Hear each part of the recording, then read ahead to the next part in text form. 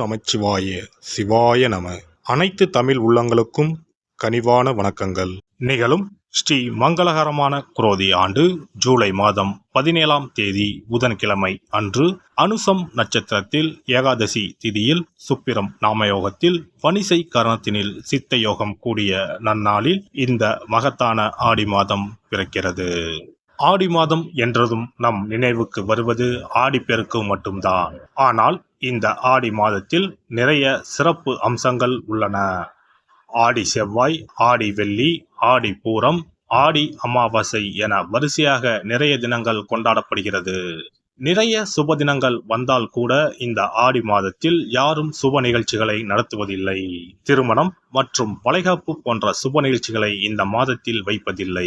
புதுமண தம்பதிகளையும் இந்த மாதத்தில் பிரித்து வைப்பது உண்டு.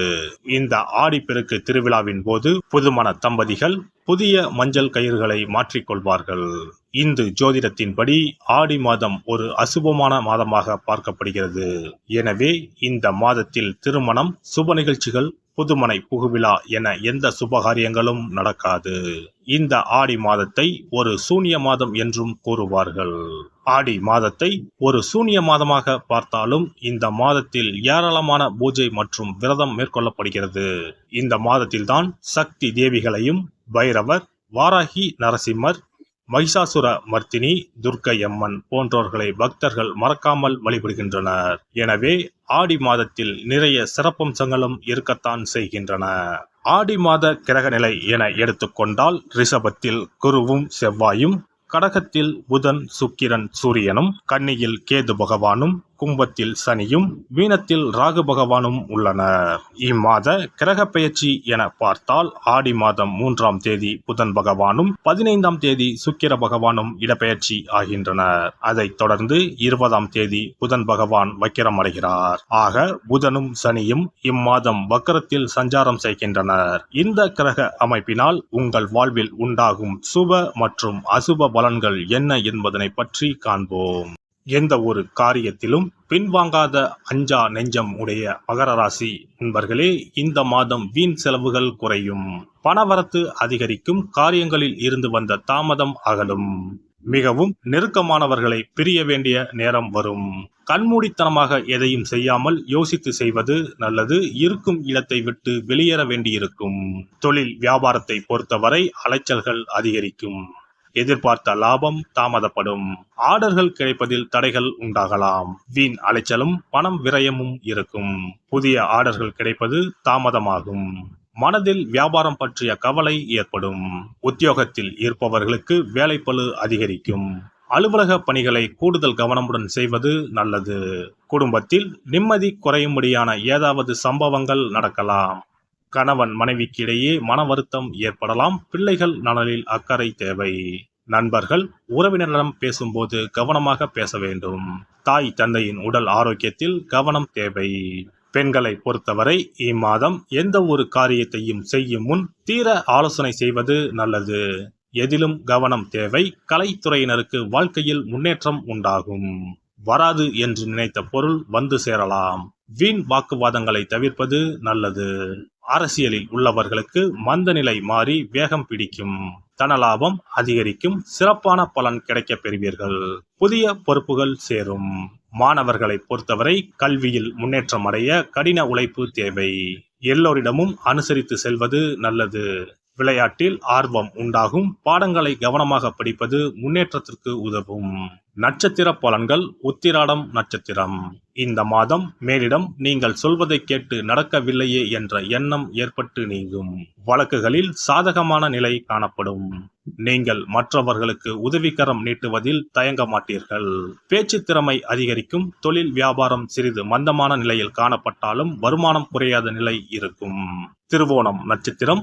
இந்த மாதம் போட்டிகள் பற்றிய கவலையை விட்டுவிட்டு தொழில் வியாபாரத்தில் கவனம் செலுத்துவது நல்லது. உத்தியோகத்தில் இருப்பவர்களுக்கு வெளியூர் மாற்றங்கள் உண்டாகலாம். சக ஊழியர்களிடம் பேசும்போது கோபப்படாமல் இருப்பது நன்மை தரும். அவிட்டம் நட்சத்திரம். இந்த மாதம் குடும்ப உறுப்பினர்களிடம் இருந்த மனத்தாங்கல் நீங்கி மகிழ்ச்சியும் சகஜ நிலையும் காணப்படும். கணவன் மனைவி ஒருவரை ஒருவர் அனுசரித்து செல்வது நல்லது.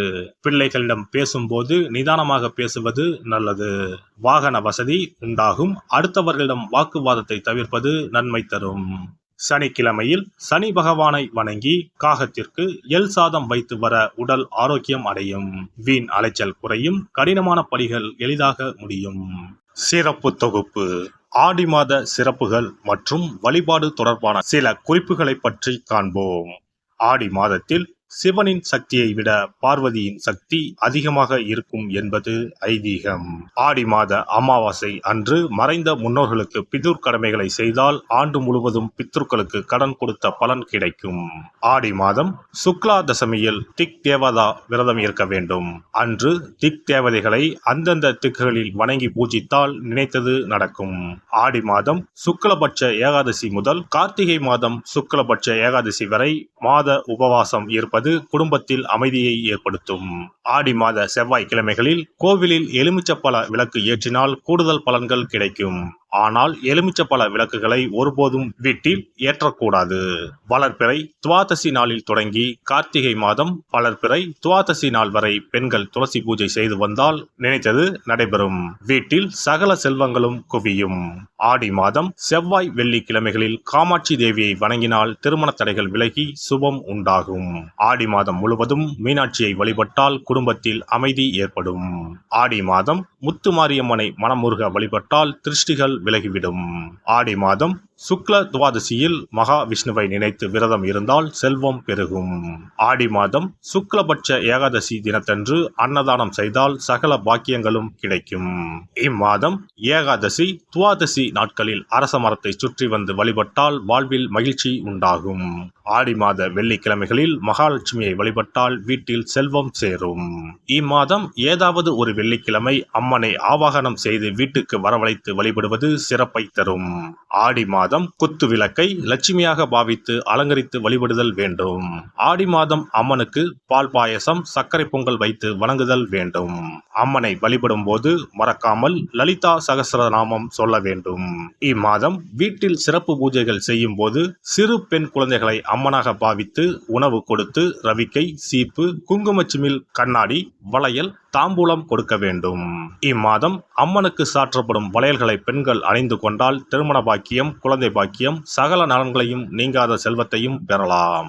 ஆடி மாத வெள்ளிக்கிழமைகளில் அதிகாலையில் எழுந்து குளித்து தூய ஆடை அணிந்து சாணத்தை பிள்ளையராக பிடித்து செவ்வரளி செம்பருத்தி அருகு கொண்டு சூரிய உதயத்திற்கு முன்னர் விநாயகரை பூஜிக்க வேண்டும்.